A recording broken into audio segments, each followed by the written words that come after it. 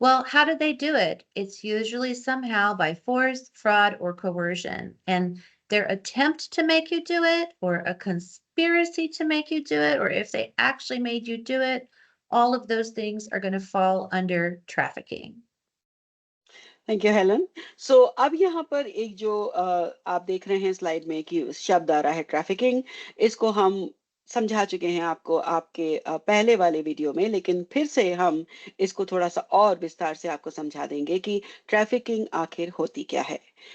Trafficking अगर हम सरल भाषा में समझे तो कोई भी ऐसा काम जो आपकी मर्जी के बगैर आपसे करवाया हो, किसी मानसिक दबाव में, किसी तरह से आपको बेवकूफ बनाकर, किसी तरह से आपको फर्जी चीजें बता के, जैसे कि आपको हम आपका वीजा दिलवा देंगे, आपको हम मैनेजर बना देंगे, इस तरह की धारणाएं कि आपको हम ऐसे वायदे कर रहे हैं जो हम करेंगे नहीं, जो आपको ट्रैफिकिंग कर रहा है वो जानता है, Mhm. लेकिन आप नहीं जानते क्योंकि आप कानून नहीं जानते, क्योंकि आप नियम नहीं जानते। और इन तीन चीजों को हम यहाँ पर आपको विस्तार से बता रहे हैं, जिसको हम अंग्रेजी में फोर्स, फ्रॉड या कोअर्जन कह रहे हैं। क्या बाजी मैंने कोई चीज छोड़ दी हो तो प्लीज आप नहीं, बताएं।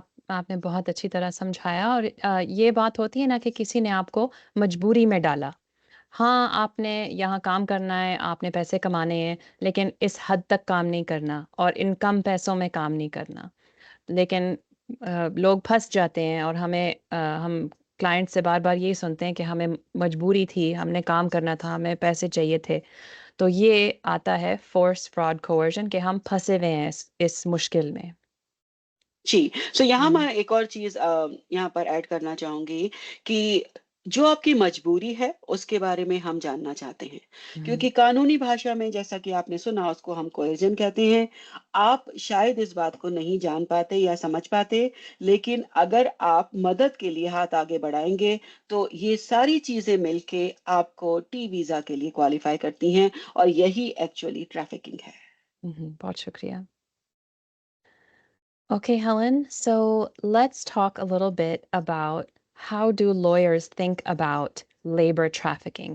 क्या जब कोई अटॉर्नी के साथ काम करता है, तो वो लेबर ट्रैफिकिंग का केस कैसे बनता है?